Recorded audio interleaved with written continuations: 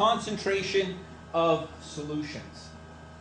Okay, so we know that a solution is formed when you mix a solute or dissolve a solute into a solvent. Okay. A solution is you getting a solute and dissolving it into a solvent. Okay, so solute is dissolved, solvent does the dissolving. Okay. Concentration is the amount of solute per quantity of solvent. Okay. So we're dissolving a solute into a solvent. Phenol is a very volatile chemical. Okay. High concentration of phenol can actually kill you. But if you look at certain medications, okay, like certain antiseptics, okay, certain disinfectants, you will find one of the medicinal ingredients is phenol. Okay? But at the right percentage, okay, the right concentration of it is actually beneficial. Okay? So low concentrations of phenol are components found in certain medicines like antiseptics or disinfectants. So it's really important that even though that it's got this hazardous property, that knowing what concentration to use can help you determine how much, of it can we use without it killing you, right? Because we look at these things, antiseptics, disinfectants, things to help you. Okay? So, concentrations as mass per volume percent. Chemists express concentrations of an unsaturated solution as a mass of solute dissolved per volume of solution. Okay? Similar yet different to solubility. So what we're looking at is what mass of solute, what mass are we going to dissolve in a specific volume of solution. And we have here what we call an unsaturated solution, so which means I have room to put more solute in if I want to. But I'm not going to put the maximum amount of solute. Okay. So a mass volume percent gives the mass of a solute dissolved in a volume of solution, and it's referred to in percent form. Okay. So mass per volume percent, or we might write it down as MV percent. Okay, mass per volume percent is equal to the mass of the solute, and these are very important to know. Make sure you know what units. Okay, we're using grams, and we're using milliliters for the volume. So if your question gives you your answer in liters, make sure you convert liters to milliliters. Remember that there is, in 1 liter, there is how many milliliters? 1,000. Okay, 1,000 milliliters. Okay, so we're going to have the mass of the solute divided by the volume of the solution. Now, there's another possibility of using. This is the method I personally prefer.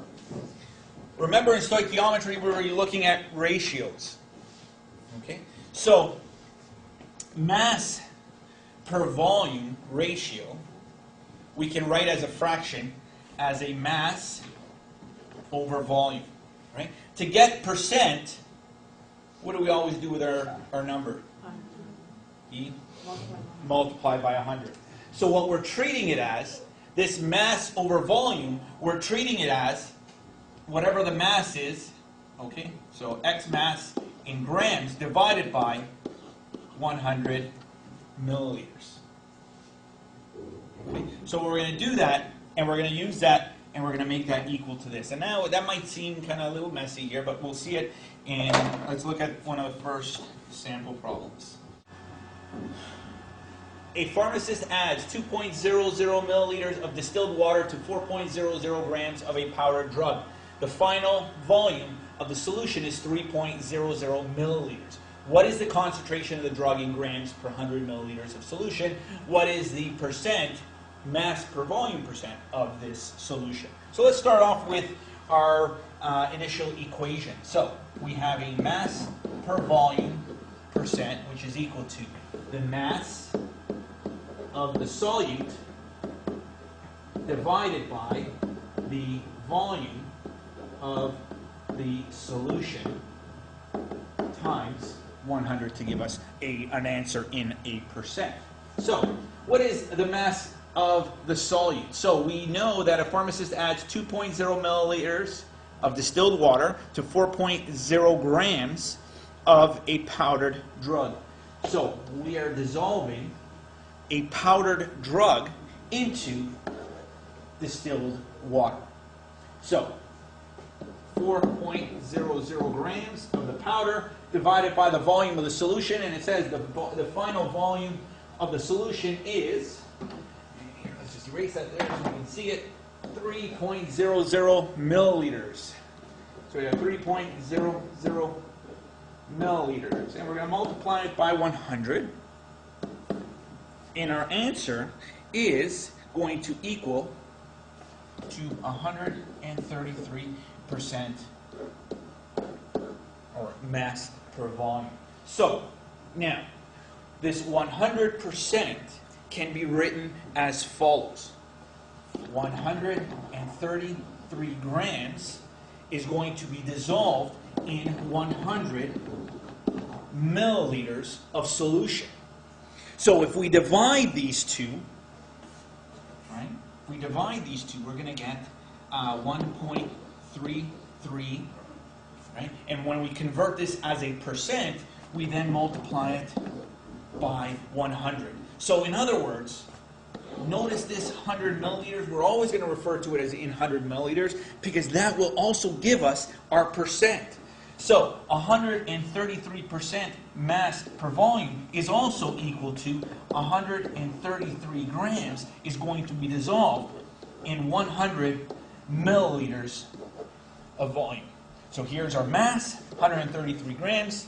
Here's our volume, 100 milliliters. And we're finding it in terms of a percent. Okay, so our answer that we get as a percent can also be related to grams per 100. Okay.